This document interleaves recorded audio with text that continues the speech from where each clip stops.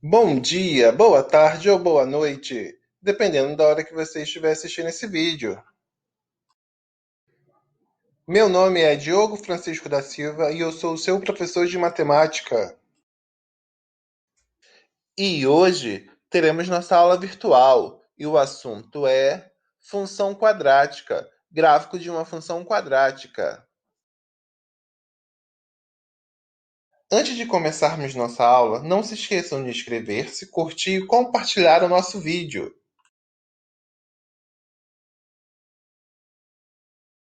Denomina-se função quadrática toda função cuja lei de formação é definida por f de x igual a ax ao quadrado mais bx mais c, sendo a, b e c coeficientes pertencentes ao números reais como a diferente de zero. Vamos avaliar as funções e ver quais são quadráticas. A primeira temos 2x ao quadrado menos 3x menos 5, onde o coeficiente de A é o 2, o coeficiente de B menos 3 e o coeficiente de C menos 5. Temos a função 5x ao quadrado, onde o coeficiente de A é 5, de B é 0 e de C é 0. É uma função quadrática. Temos a função agora x mais 3, onde o coeficiente de A é 0, então não é uma função quadrática. Gráfico de uma função quadrática. Vamos avaliar a seguinte situação. Mateus trabalha como voluntário em um centro comunitário.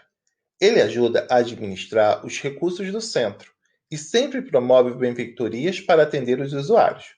Um dos comerciantes do bairro doou a esse centro 30 metros de tela de arame, que será utilizado para cercar o espaço onde será criado uma horta. Deus ficou interessado em saber quais valores de X ele poderia considerar para o espaço cercado e qual seria a área resultante. Para isso, ele fez alguns cálculos e representou os resultados em um gráfico no plano cartesiano.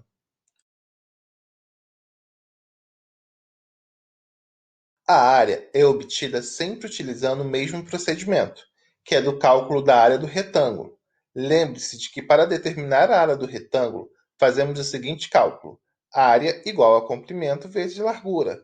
Dessa maneira, podemos expressar a área A em função da largura x.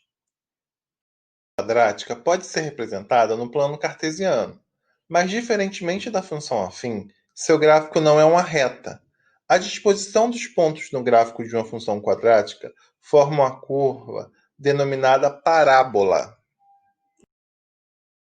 A parábola apresenta simetria de reflexão, isto é, há um eixo imaginário denominado eixo de simetria da parábola, que a divide em duas partes. Cada ponto de uma dessas partes tem um ponto correspondente na outra em posição simétrica. Observe o gráfico da função quadrática y igual a x ao quadrado mais 4x menos 5, com x e y pertencente ao conjunto dos números reais. Com base nesse gráfico, vamos destacar algumas características principais do gráfico das funções quadráticas. O único ponto da parábola que está sobre o eixo de simetria, que é o ponto V menos 2 menos 9, denominado vértice da parábola. Como a parábola está voltada para cima, o ponto V é o de menor valor para a função, ou seja, há um valor de x que corresponde ao menor valor possível para y. Esse ponto é denominado ponto de mínimo da função. O ponto da parábola, com exceção do vértice, corresponde a um ponto localizado à mesma distância que ele no eixo de simetria. Eles são denominados pontos simétricos e têm sempre ordenadas iguais. No exemplo, destaque-se os pontos A, 1 e 0, B, menos 5 e 0, C, menos 4 e menos 5, D, 0 e menos 5. A função afim, estabelecer os zeros ou as raízes da função quadrática consiste em determinar os valores de x, para quais a função é nula. Nesse caso, os zeros dessa função são 1 e menos 5, ou seja, a interseção da parábola com o eixo x ocorre nos pontos 1 e 0 e menos 5 e 0. A determinação dos zeros da função quadrática também pode ser feita algebricamente. Para encontrar os valores de x que anula a função, atribuímos a y o valor zero, obtendo assim uma equação de segundo grau. Os zeros da função y igual a x² mais 4x menos 5 são calculados algebricamente da seguinte maneira: x² mais 4x menos 5 igual a zero. A resolução dessa equação fornece os valores de x que procuramos. A característica importante da função quadrática é de que a parábola intersecta o eixo das ordenadas em um único ponto, cuja abscissa é igual a zero. Função y igual a x² mais 4x menos 5.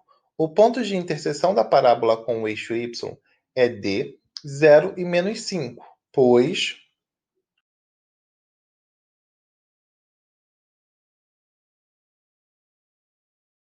observe que para x igual a zero, os termos em x² e em x de coeficiente a e b são anulados, restando apenas o termo independente c. Assim, concluímos que a interseção da parábola com o eixo y é sempre no ponto de coordenadas 0 e c. Em resumo, existem pontos importantes que auxiliam na construção do gráfico de uma função quadrática. Os pontos notáveis para traçarmos o gráfico de uma função quadrática da forma y igual a x² mais bx mais c são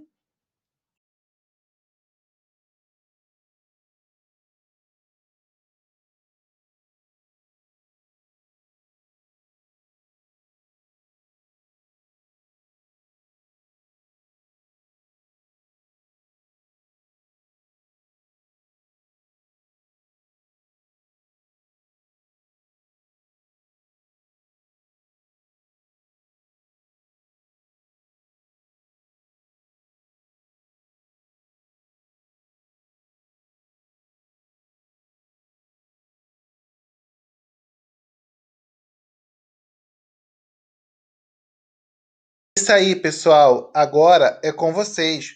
Lembrando que a matemática só se aprende na prática. Até a próxima aula. Abraço a todos.